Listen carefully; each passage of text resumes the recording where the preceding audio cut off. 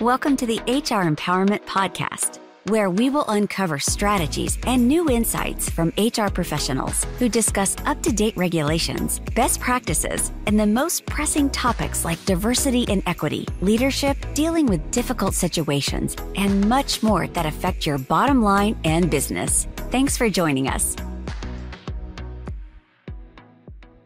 Hey everybody, welcome back. Wendy Sellers here, the HR lady, and JC. Aloha. We are here talking about a few of the hot topics that you should be putting on your, strategic hat for 2023 planning, which means you're also going to probably need to throw some budget money in there. We already talked about the first one, which is unions. There's pros and cons of unions. Please make sure you let your supervisors know what their responsibilities are and what they can and cannot say. The second thing that we have talked about is psychological safety in the workplace post-pandemic. It is so important. And the third thing that I want to talk about right now is how employees of all generations, of all backgrounds, they are demanding positive company culture. And company culture starts at the top. So hopefully that is you listening today. And if it's not, that's okay. You're going to have to share this information with the people that are above you on the org chart. But biggest thing I want you to get out of this is don't blame middle management or anyone else for a negative culture, because it is all about leadership and upper management holding people responsible for how they behave, how they perform, and how the company culture really does roll down from the top. 152,000% accurate. And one thing Wendy brought up about the FY goals and whatnot, and where you're heading and you're planning for next year. Some of you may think right now to yourselves, I'm kind of locked in already. I don't need to It's never too late. Never too late. Yes. Go pick up the pen, and you know that you can make effective change, and you know that this is going to be important. It's something you need to do. Look, when you're in a period of significant change, human resources and HR directors, you're looking for guidance. And you might be looking for guidance on how to transform that workplace culture. You want to learn more about how leadership affects a company culture. It's a very, very difficult part of adapting to a new normal. After all, culture is intangible, right?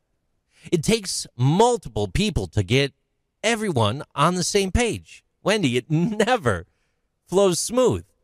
Even with the best planning, sure. It just never flows smooth. So when we think about this from the high level looking down, how can we start to make that flow smooth? What are some things that we should do to get going? We're committing to change. What do we do to make that happen, HR lady Wendy Sellers? We just click our heels and say, I wish, I wish, I wish. Some of my listeners are probably thinking, nope, I've already tried that. It ain't working. I didn't win the Powerball doing it that way, Wendy. Come on.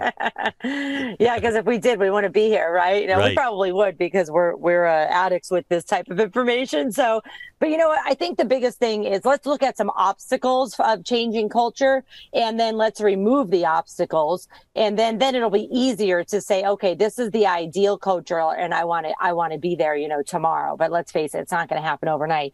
I see all too often people say, I want the ideal culture, and then they get frustrated because they're not getting closer. But it's because these obstacles are still in the way. Interesting enough, one of the obstacles, so all the obstacles of company culture are internal. They are not external. You cannot blame external on company culture. I mean, even COVID and, economic crashes, whatever it might be, they're still not affecting your company culture. Your company culture is all internal. One of the most negative things that can affect the company culture is fear, which, funny enough, we just talked about in the session right before this with one of the 5 hot topics in HR in 2023. And so fear is huge. You have to remove fear from the workplace. You have to be able to say, or your employees, I should say, have to be able to say, hey, I see something wrong and I'm going to speak up about it. And I don't have any fear of doing that. Of course, I'm going to speak up. professionally and respectfully. But I don't have any fear because I know that the owners of this company, the leaders of the company, want me to speak up when they see that there's a problem, and they're going to listen to me rather than just shush me and put me in a corner. Oh, excellent point. Excellent point. And, sometimes another big obstacle is communication. It can be very unclear about what the direction is. Exactly. Yep. Why are we going into this change pattern? What is the direction of this change? I thought we were doing great, Wendy. Why do we need to do this? It's unclear to me how we're going to move that needle from A to B. The process is unclear. Defining what that process is, so critical. And if the transformation is dramatic, if it's radical, it could be a major obstacle into making some of that effective change. You've been part of some of that dramatic change in the past, I know. Absolutely. I'm part of it all the time. A lot of my clients call me because they need change. And then I have to, I ask the tough questions. I try to do it with a little bit of kid gloves. But I do ask the tough questions and straight out, point out things like, hey, there doesn't seem to be any consistency in your organization, or this conversation alone is going negative. So I don't know if I can help you. And usually when it's coming from an outside source, they might listen, but not always. One of the other, besides fear, the other big thing that it creates just a negative environment is complacency and a fear of change.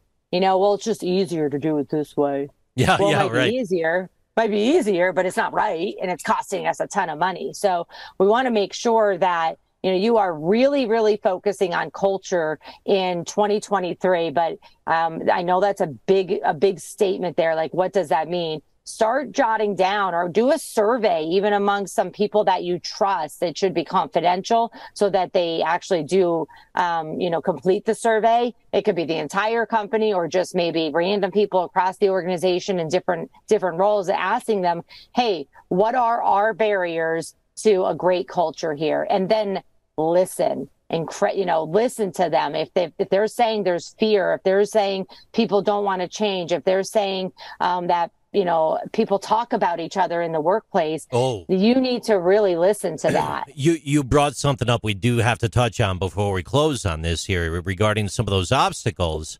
That right there, that development of subculture within your organization. You could be the best leader there is. You could define everything. You could overcome all these obstacles, but you're still going to have some sort of subculture. You remember it when everyone was in the office. They'd be around the water cooler. You'd have a little talk at happy hour or whatever it is. Those subcultures could be subversive to your cultural change.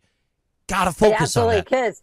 And folks, for those of you that are working remotely, partially or full time, this water cooler stuff still happens. I'm telling you it does. And I know it does because I even had one of my friends was saying that she was on a ridiculous, team meeting the other day. And her boss, who should not be displaying this behavior, were texting each other, making fun of, comments and things like that. So It's the same thing about being in the water cooler, physically. It's still happening. It's just using technology. And so people band together. Why do they do that? Because they don't have answers. And so they're looking to form answers, even if they are not actually, truthful answers. So they say, hey, I'm making assumptions here, and I'm going to spread these assumptions because the assumption that I'm spreading makes me feel better, even though they don't intend to destroy morale. So with that said, the third thing that you should be working on, and you should be working on this for a very long time, not just in 2023, is your company culture. We'll be back in a minute to talk about DEI. See you soon. Thank you for joining the HR Empowerment Podcast, brought to you by Aurora Training Advantage. We hope you've gained new insight and strategies to navigate the HR profession. We look forward to you joining us again on the HR Empowerment Podcast.